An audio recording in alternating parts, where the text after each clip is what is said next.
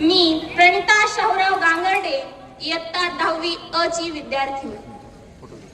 शब्दांच्या शृंखला उलगडताना मन भावनांचाही ठाव घेते. सुखदुःखाच्या वळण वाटांना मन आस्वांनाही वाव देते. खरंच जगायचं कसं याचीच देतात प्रेरणा कर्मवीरांना. म्हणूनच त्यांना करावीशी वाटते ही वक्तृत्व रूपी वंदना.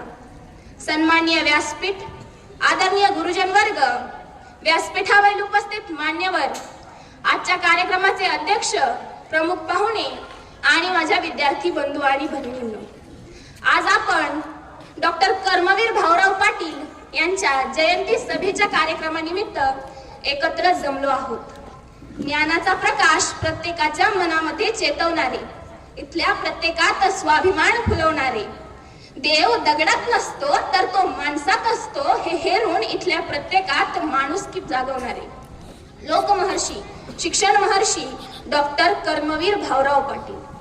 महाराष्ट्र अंजन कांचन कडेकपारींचा देश.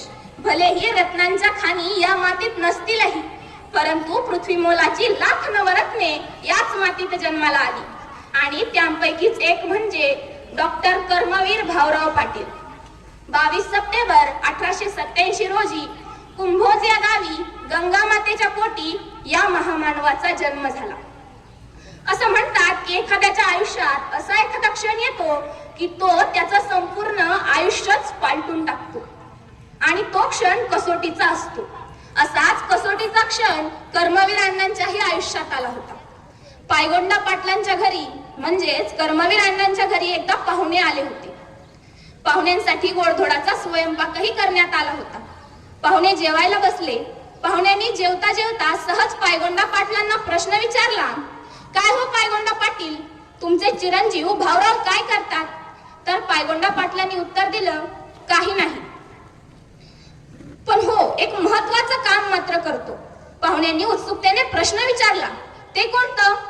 तर पायगोंडा पाटील म्हणाले, जास्त काही नाही, 2 वेळेस खातो आणि गावभर हिंडतो. जेव्हा पायगोंडा पाटलांच्या तोंडून हे शब्द भाऊरावांविषयी बाहेर पडत होते तेव्हा लक्ष्मीबाई भाऊराव पाटील म्हणजेच कर्मवीर अण्णांच्या पत्नी पाहुण्यांना जेवण वाढण्याचं काम करत होत्या.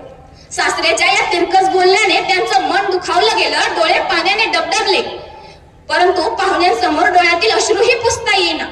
आपल्या पतीला म्हणजेच कर्मवीर अण्णांना जेवण वाढत असताना त्यांच्या डोळ्यातील अश्रूंचे 2 थेंब त्यांच्या ताटात पडले. पत्नी समोर झालेला अपमान भाऊरावांना सहन झाला नाही. ते तडक ताटावर उठले आणि त्यांनी सातारा गाठला. इथूनच त्यांच्या शैक्षणिक कार्याचा श्री गणेशा झाला. असं म्हणतात, स्त्री शक्तीचे अश्रू शक्तिशाली असतात. पतिनिष्ठ सीतेच्या अश्रूंनी रामायण घडलं, सात्विक द्रौपदीच्या अश्रूंनी महाभारत घडलं आणि रयत माऊली लक्ष्मीबाई भाऊराव पाटील यांच्या अश्रूंनी या भारत देशातील नामवंत अशी रयत शिक्षण संस्था घडली. अर्थातच रयतेचे रामायण घडले. धन्य धन्य ते भाऊराव, घेतला रयतेच्या मनाचा ठाव. शिक्षण घेतले 6वी पर्यंतचे, पण संस्थापक ते रयत शिक्षण संस्थेचे. रोवले बीज अंकुरले रोपटे, त्याचा झाला वटवृक्ष, मग कशाला हवी ती साक्ष.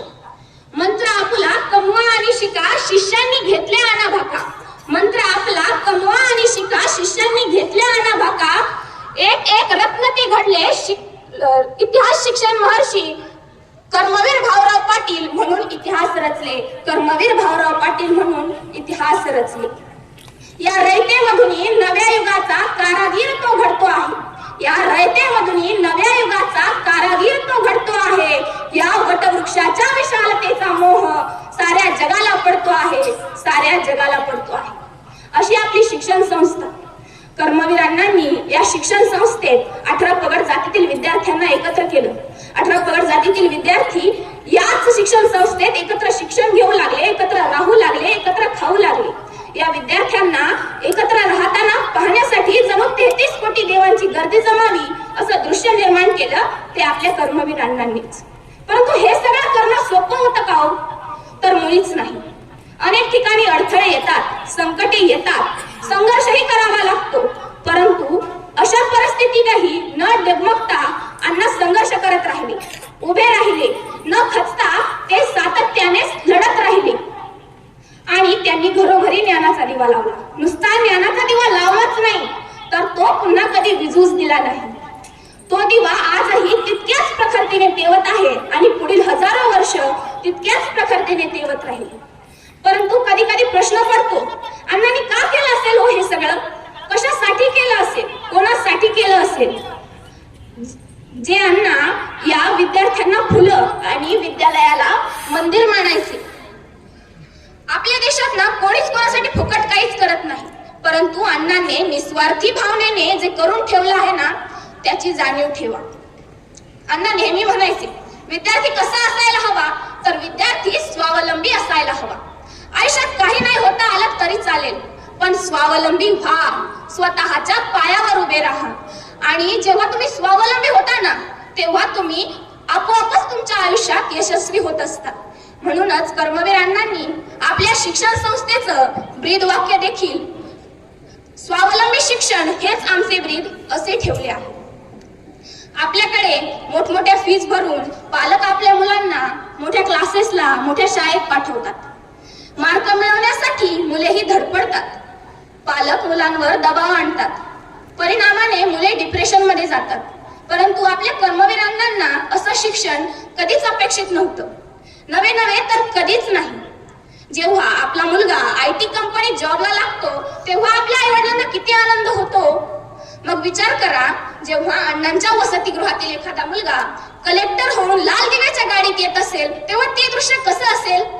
किंवा त्यांच्या वसतिगृहातील प्रत्येक मुलगा त्याच्या आयुष्यात यशस्वी झाला असेल तेव्हा तो क्षण किती आनंदाचा असेल आपल्या अण्णा बहिणींसाठी. सांगायचं तात्पर्य इतकंच, जन्माला सगळेच येतात, जगतात सुद्धा सगळेच, पण फक्त काही जण स्वतःसाठी जगतात आणि काही दुसऱ्यासाठी जगतात. स्वतःसाठी जगतात ते पैसा कमवतात आणि दुसऱ्यासाठी जगतात ते समाज घडवतात. तेच समाज घडवतात, बरोबर ना? स्वतःसाठी